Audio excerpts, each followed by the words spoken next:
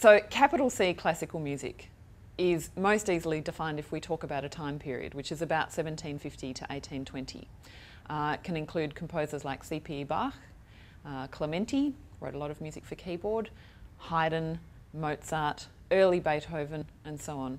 And it's the philosophies of capital C classical music are sort of defined by an ethos of balance and symmetry.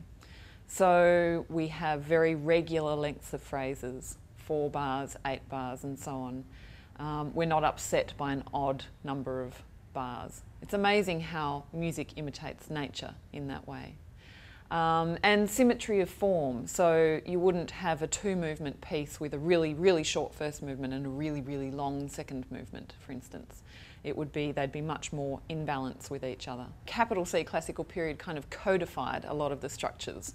So sonata form emerged from the classical period. Things like rondo form, ternary form, binary form, they were all eventually defined.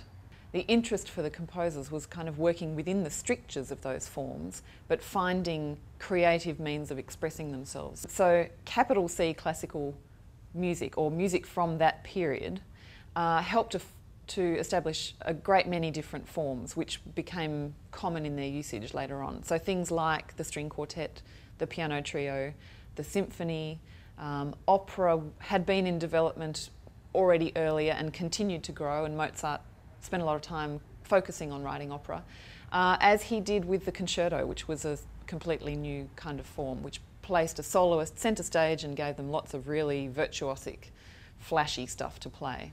During the classical period, music was emerging from the aristocracy, from the domain of the aristocracy in the courts and so on, and into grand houses and private homes and so on. Many more amateurs took up instruments so that they could make music with their friends, because it was the primary form of entertainment at the time.